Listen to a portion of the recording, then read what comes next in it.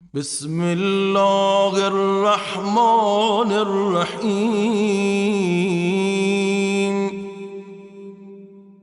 اللهم اجعلني فيه من المستغفرين،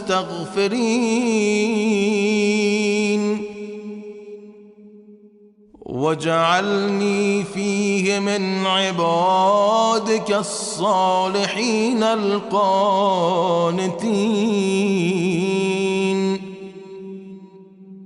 واجعلني فيه من أوليائك المقربين برأفتك يا